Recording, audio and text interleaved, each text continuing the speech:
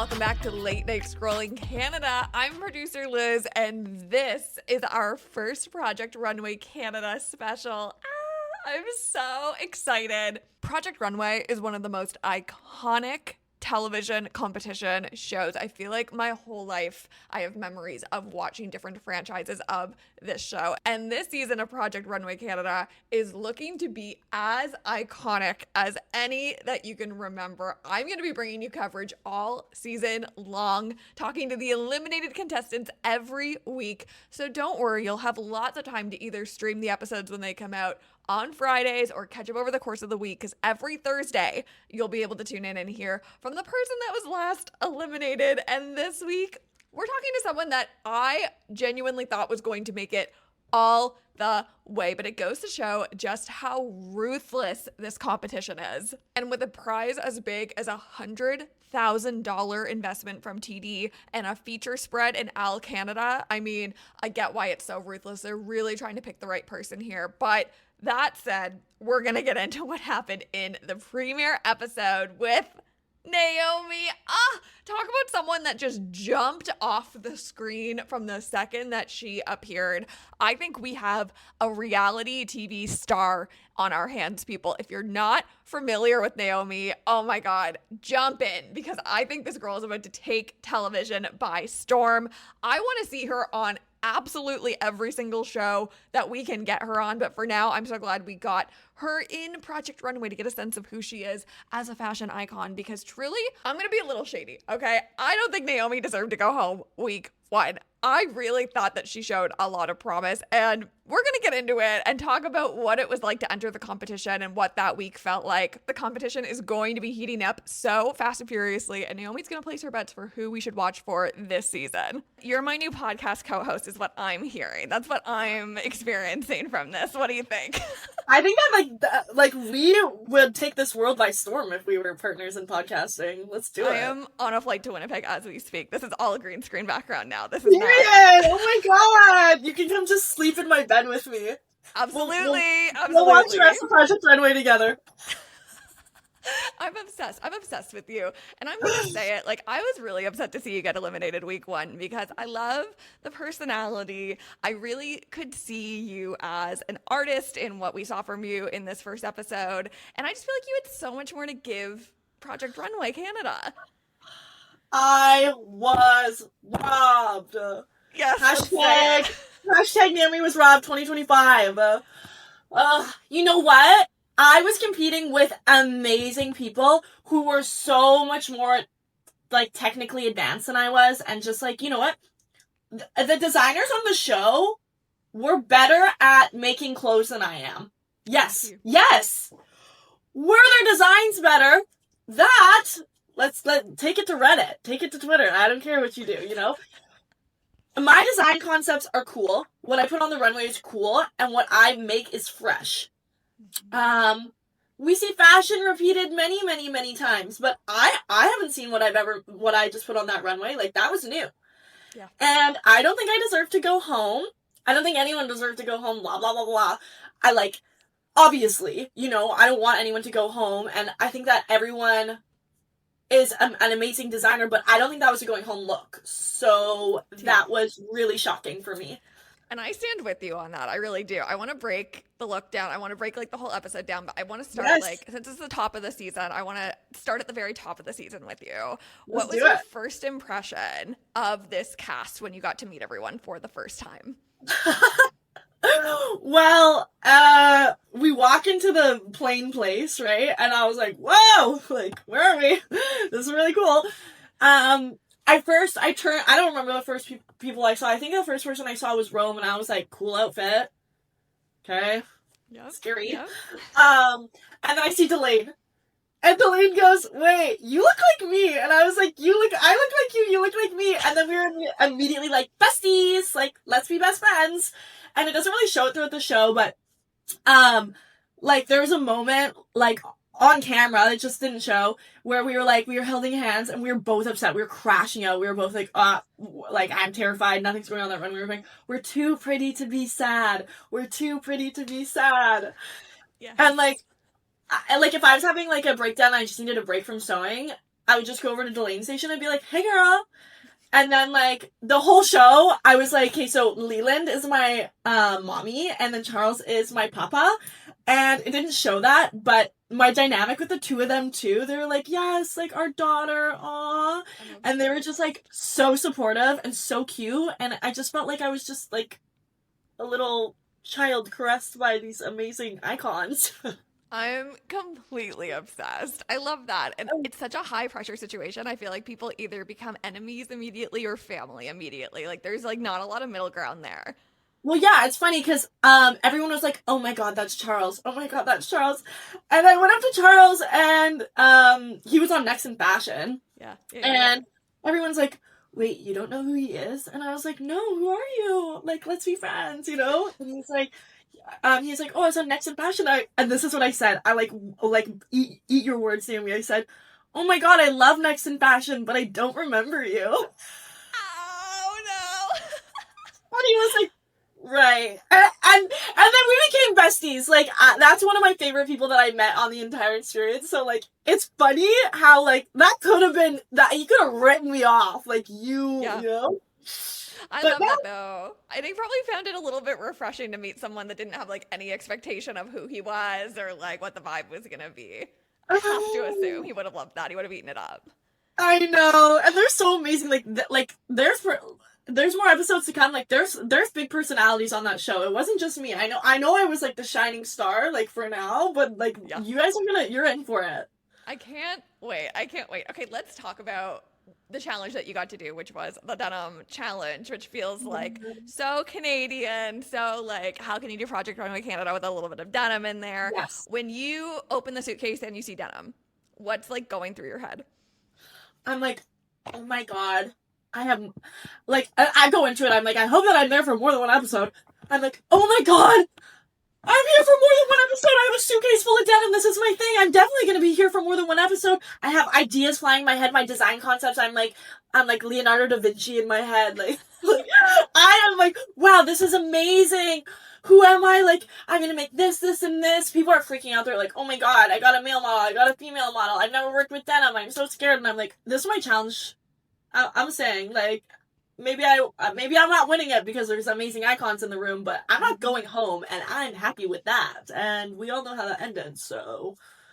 Okay, so at what point did the confidence kind of, like, turn on its head and you're like, wait, I actually feel like this is danger zone? Great question. I got a female model. And yes, I've designed a lot of female looks, but in my day-to-day life, I have more experience designing and sewing and pattern making menswear. And I saw this, like, my girl was a silver fox, and she was so funny. She had so much personality. And I was like, oh, now I need a design that'll complement her. Yeah, I could have put an oversized menswear look on her, but it still wouldn't have delivered to me. So I wanted to do something that complemented my model, which I think it did, honestly. Like, she rocked the shit out of that. Yeah. So I was like, oh shit, I have a beautiful silver fox and not, like, a cool man, you know?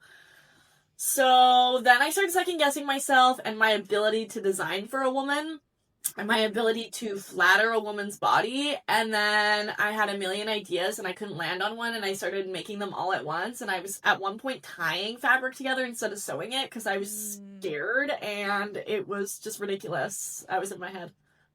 Oh my god. Yeah. Well, I thought the final look had a lot of elements to it that were like, that is what I look for when I'm watching Project Runway Canada in my couch in my pajamas, just to be like fully clear. Okay, like I love seeing little moments where you really feel like you get to know someone. And your little bolero jacket, I immediately went, she's eating, she's taking it. Like, it was so cute, it was so good. So can you walk me through like how, when you were assembling the final look, like that was the decision that you were going to take to the runway? I think the first thing I drew was a bolero. Like, in my design, like, everyday life, obviously it's not like a menswear look, but I love to make myself boleros. I wear boleros all the time. It's kind of like my signature. Like, I'm always wearing like a bolero and overalls. I know I'm not right now, but you know, like, still, it's like kind of my thing. So I was like, let me make this bolero and then I'll figure it out, you know, like, at least I know that I'm capable of making this really good. And Jeannie Becker agreed. Thank you, Jeannie, for acknowledging my good work on my bolero. I'm very proud of it. And we all know if Jeannie Becker says it, it is true when Yes! it comes to judging these looks. Thank you. Mm-hmm. Yes! She liked my bolero. And you know what? She didn't like the rest of my look. And that's okay. Because I'll be back somewhere. I'm going to show Jeannie Becker another look, and she's going to like it, Jeannie. Absolutely. Bring Naomi back. Also get that trending. Let's get it going. I like that. That's not the last time you'll see me on your TV. I swear to God. I'm not done. Mm-hmm. I am not done here. I'll still design, but for all the shows looking for some entertainment, some personality, your girl's here. Can I throw something out there? Yeah.